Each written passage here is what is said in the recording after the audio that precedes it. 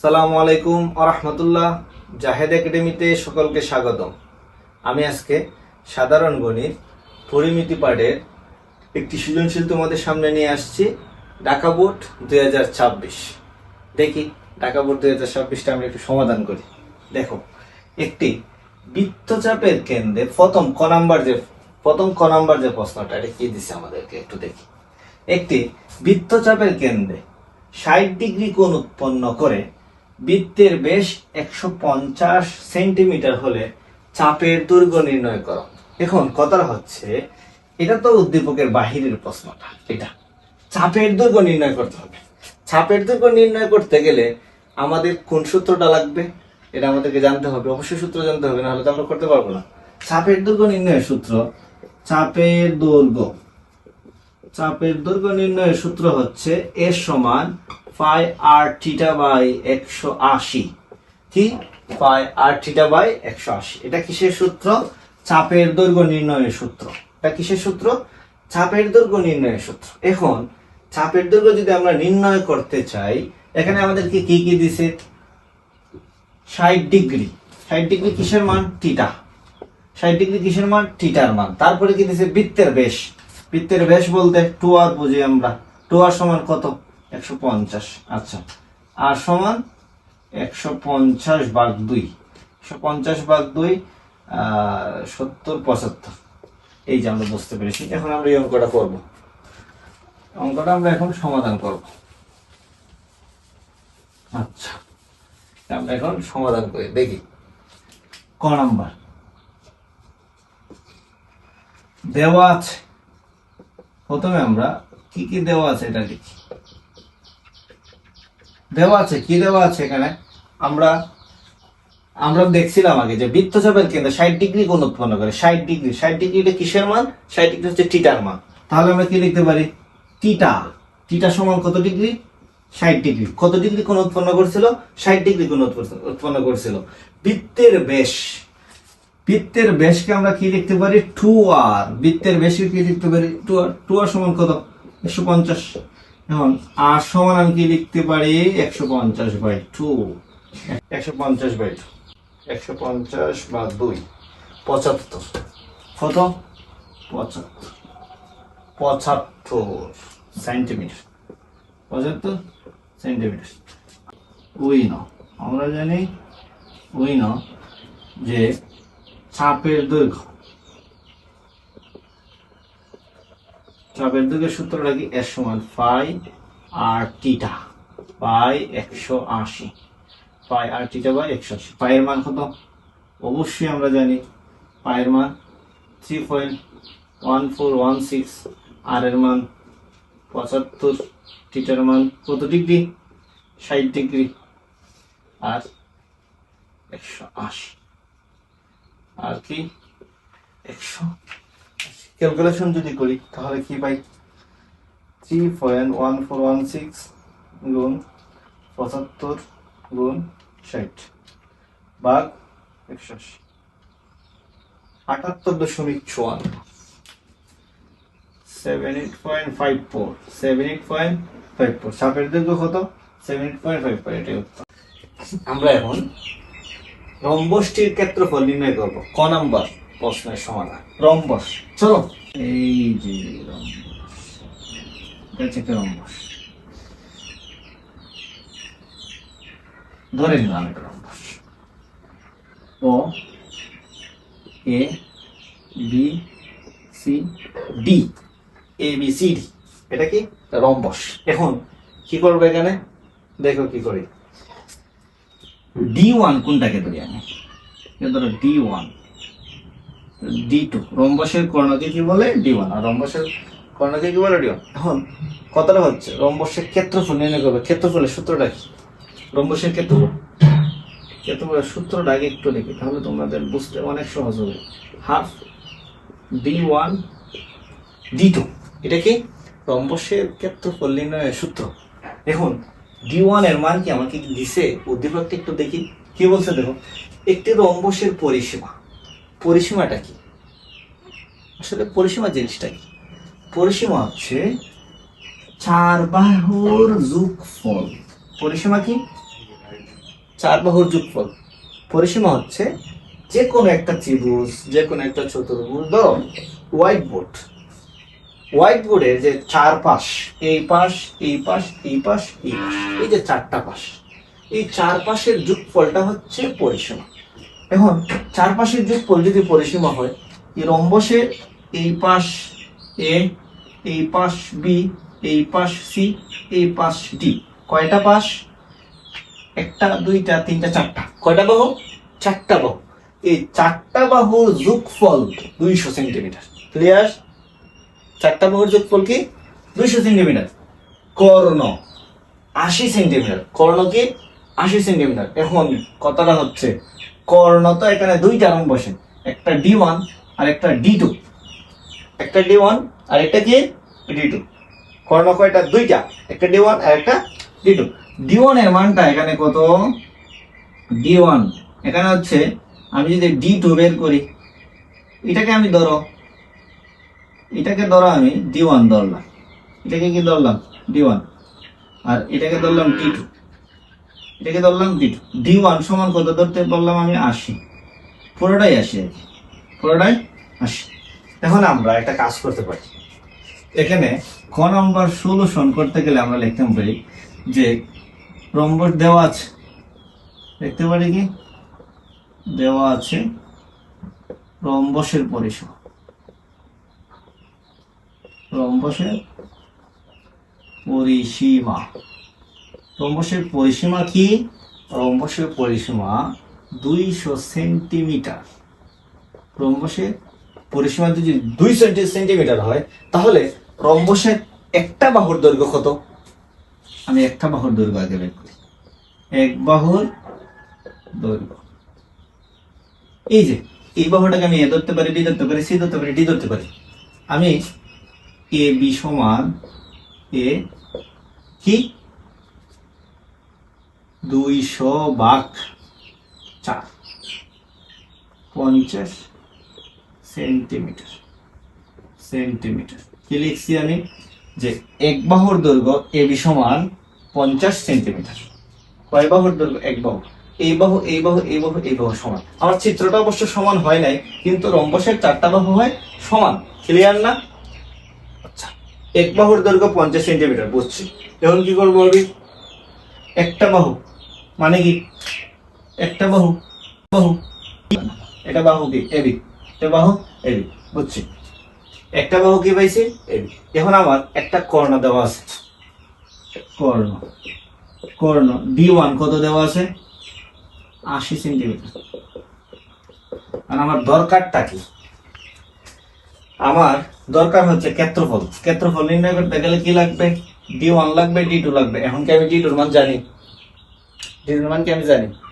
D2 এর মান যেহেতু আমি জানি না, এখন এই D2 এর মানটা বের করতে গেলে আমাকে কি করতে হবে একটু দেখি। দেখো এখানে AC, AC সমান D1, আর এই D1 সমান কত? 80। এটা তো বুঝছি আমি। এই যে AC, AC সমান D1 আর D1 সমান 80। এখন OA যোগ OC সমান আমি কি লিখতে পারি? AC। আর AC সমান কি? D1, আর এই D1 সমান কি? 80। এটাই তো এখান থেকে সব OA আর OC। এখানে কি OA, OA আর OC, OA আর OC সমান AC, দুইটার যোগফল। OA আর OC সমান AC, এক কথা। তারপরে এর সমান কি? AC সমান D1, এই যে পুরোটা D1, আর D1 সমান কি ছিল? 80, তাই তো? এখন কি আমি এখানে লিখতে পারি, এখন OA সমান D1/2। কেন OA সমান D1/2 লিখলাম? এই যে AC কে যদি দুই ভাগ করি, একটা OA আর একটা OC, তে এখন আমি কি করতে পারি যে OC OA, ওই D1টাকে যেহেতু দুই ভাগ করলে, D1টাকে দুই ভাগ করলে একটা OA আর একটা OC, তাহলে D1/D2। ক্লিয়ার? সেম ভাবে BD, সেম ভাবে কোনটা? BD, ওই যে B আর এই যে D, B আর এই যে D। BD সমান আমি কি লিখতে পারি? D2, মানে বিডিটা হলো কি করে, ও বি, ও বি আর ও ডি, দেখো ও বি, ও ডি, এখন আমি কি লিখতে পারি, ও বি যোগ ও ডি সমান বিডি, বিডি সমান D2, এখন আমি কি লিখতে পারি, ও বি সমান D2/2, ক্লিয়ার। D2 মান যদি বের করতে চাই, পিথাগোরাসের উপপাদ্য ব্যবহার করতে পারি। এই যে এই ত্রিভুজটা নিয়ে আমি কাজ করতে পারি। এই ত্রিভুজটা দেখো, এই ত্রিভুজটার কি কি জানা আছে, আমি যদি এই ত্রিভুজটা নিয়ে কাজ করি তখনও বের করা সম্ভব, আমি যদি এই ত্রিভুজটা নিয়ে কাজ করি তখনও বের করা সম্ভব, এই ত্রিভুজটা নিয়ে কাজ করি তখনও বের করা সম্ভব। কেন? কারণ আমি এখানে বাহুর দৈর্ঘ্য জানি। কিসের দৈর্ঘ্য জানি? বাহুর দৈর্ঘ্য জানি। এই ত্রিভুজটা নিয়ে কাজ করলে সম্ভব, এটা নিয়ে কাজ করলে সবগুলো সম্ভব। দেখো বাহুর দৈর্ঘ্য কি, এ, আমি ও এ এটার মানও জানি, শুধু জানি না কোনটার মান, অবির মান, শুধু জানি না কোনটার মান, অবির মান। আমি জানি পিথাগোরাসের উপপাদ্য অনুসারে অতিভুজ স্কয়ার লম্ব স্কয়ার প্লাস ভূমি স্কয়ার যদি বের করি, অতিভুজ স্কয়ার লম্ব স্কয়ার ভূমি স্কয়ার ক্লিয়ার হয়ে যাবে। এখন আমি কি করতে পারি, পিথাগোরাসের উপপাদ্য অনুসারে পিথাগোরাসের উপপাদ্যটা ব্যবহার করি। দেখি এ বি স্কয়ার সমান কি লিখতে পারি, এটা লিখলে y square plus y square, y square plus y square, O A B, A B সমান কি, এ, এ বি সমান এ মানে 50, ও এ, ও এ সমান কি, ও এ সমান D1/2, ও বি সমান কি 2 দেখছি। এখন কি করতে পারি, এখন 50-এর উপরে স্কয়ার মানে 50-কে 2 বার লিখে গুণ, 50 স্কয়ার 2500, 2000। D1 এর মান কি জানি তো, 80/2, আর D2 এর মান তো বেচারা, D2 এর মান তো বেচারা বেচারা থাকুক, আমি দেখি কি করা যায়। 80/2 40 স্কয়ার মানে কি 1600,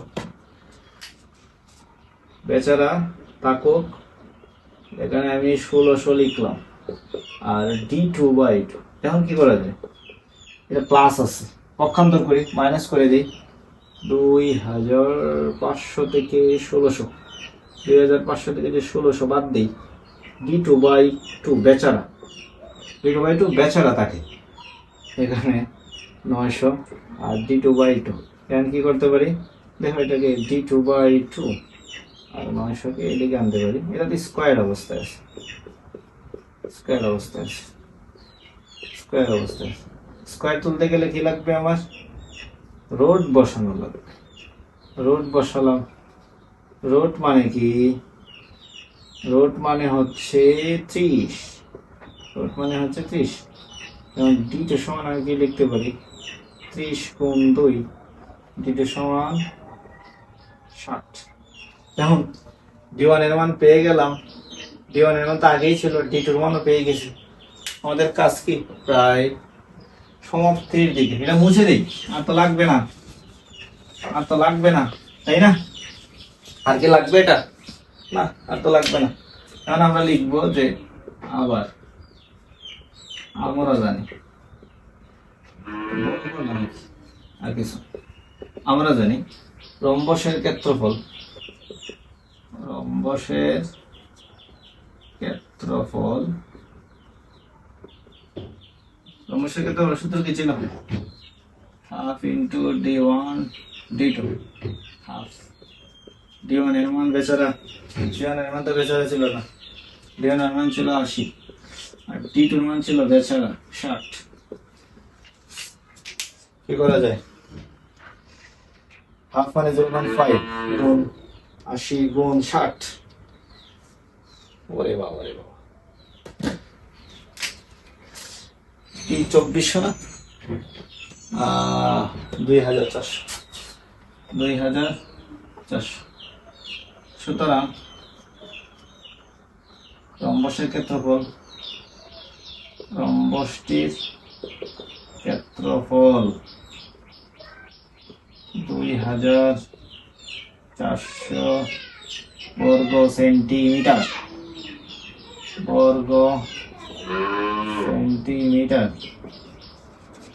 উত্তর। দেখো আমরা এটা বুঝতে পারছি কিনা, সম্পূর্ণ সমাধান। আচ্ছা, সমবাহু ত্রিভুজের প্রত্যেক বাহুর দৈর্ঘ্য 5 মিটার করে বাড়ানো হলে এর ক্ষেত্রফল। সমবাহু ত্রিভুজ মানে কি একটু বুঝি চলো। এই তো এই এই এই এই A B C, A B C, ওরে বাবা, এ বি সি। এখন কি সমবাহু ত্রিভুজের উচ্চতা, উচ্চতা কোনটা? এই যে এটা কি, এদিকে তাকাও, এটা কি উচ্চতা। এই উচ্চতাটা নির্ণয়ের কথা আমাদেরকে বলছে তারা। এখন আবার বলছে এই যে এই বাহুটা, এই বাহুটা, এই বাহুটা, প্রত্যেক বাহুকে যদি আমি 5 সেন্টিমিটার করে বাড়াই তাহলে ঘটনা কি ঘটবে? ঘটনা ঘটবে ক্ষেত্রফল হবে 25√3 বর্গ মিটার। কি হবে? 25√3 বর্গ মিটার। এখন সমবাহু ত্রিভুজের ক্ষেত্রফলের সূত্রটা কি দেখি আমরা জানি, দেখি দেখো সূত্রটা দেখো সবাই। সমবাহু ত্রিভুজের ক্ষেত্রফল, সমবাহু ত্রিভুজের ক্ষেত্রফল কি? সমবাহু ত্রিভুজের ক্ষেত্রফল হচ্ছে √3/4 স্কয়ার। এটা কিসের সূত্র? সমবাহু ত্রিভুজের ক্ষেত্রফল। সমবাহু ত্রিভুজের উচ্চতা নির্ণয়ের সূত্রটা কি আমরা জানি, √3/2a। এটা কিসের সূত্র? এই এই এই এই এই উচ্চতা নির্ণয়ের সূত্র। ক্লিয়ার? চলো এ বাহু, বি বাহু আর সি বাহু তাদেরকে নির্ণয় করি, তারপরে উচ্চতা নির্ণয় করি। কারণ আমাদেরকে এর মান কি তোমার জানা, বির মান কি তোমার জানা, সির মান কি তোমার জানা না? তাহলে আমাদেরকে কি করতে হবে? এর মানটা জানতে হবে। এর মান জানতে গেলে আমাদেরকে কি লাগবে, কি করা লাগবে দেখি। গ নম্বরের ক্ষেত্রে আমরা যা করব তা হচ্ছে উচ্চতা নির্ণয় করব। আর এখানে তো প্রত্যেক বাহু তো 5 মিটার করে বাড়িয়ে দিছি, তো আমরা লিখব, আমরা জানি সমবাহু ত্রিভুজের ক্ষেত্রফল,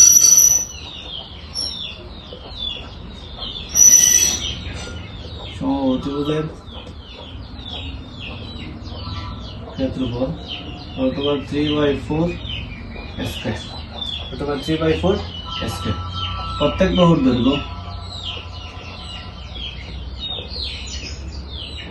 বাহুর দৈর্ঘ্য 5 মিটার করে বৃদ্ধি করলে, 5 মিটার করে বৃদ্ধি করলে ঘটনা কি হবে? ক্ষেত্রফল কি হবে? ক্ষেত্রফল হবে √3/4 a+5 তার হোল স্কয়ার, তাই তো? আর এখানে ক্ষেত্রফল কি দিছে? ক্ষেত্রফল দিছে 25√3। আচ্ছা, আমরা এত কিছু না লিখে প্রশ্ন মধ্যে লিখে এটাকে সমাধান করি। আমি কি লিখতে পারি যে √3/4 a+5 হোল স্কয়ার মাইনাস ওই যে আগের ক্ষেত্রফল 4 স্কয়ার সমান কি লিখতে পারি?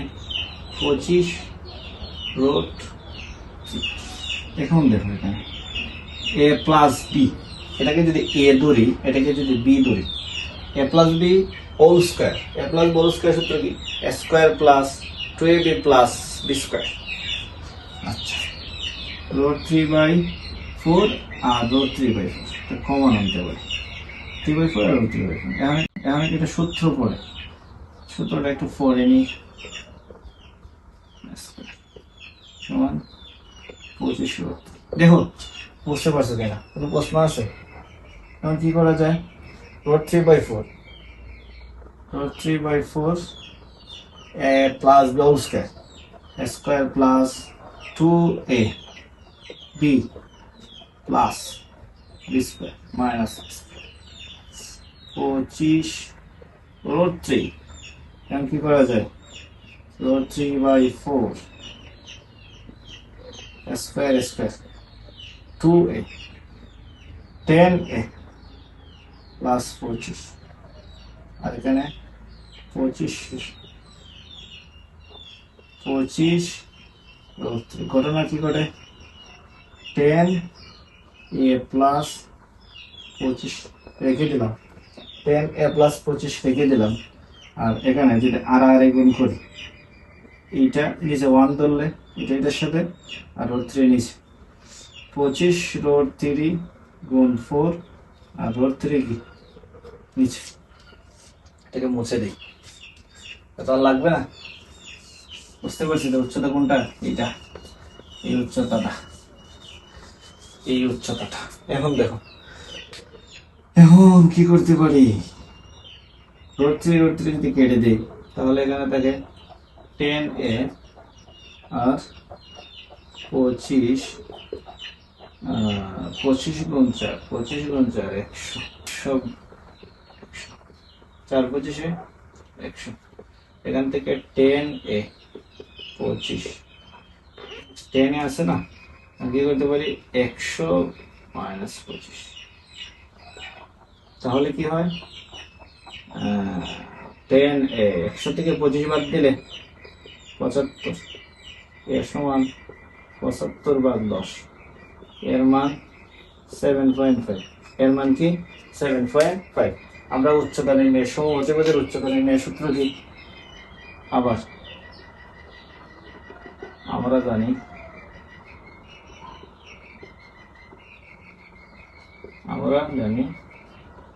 সমবাহু ত্রিভুজের উচ্চতা রোড 3/2a। রোড 3/2a এটা হচ্ছে সমঅতিবেগের উচ্চতা কোনটা? এই যে এটা, এই যে সমঅতিবেগের উচ্চতা, এটা নির্ণয় করব। কি করা যায়? আমরা রোড 3 এর মান, পড়ে এর মান হচ্ছে 7.5। ক্যালকুলেশন করলে কি হয় দেখি। ক্যালকুলেশন করলে রোড 3 ভাগ 2 গুণ 6.495 কি আছিল? মিটার না সেন্টিমিটার?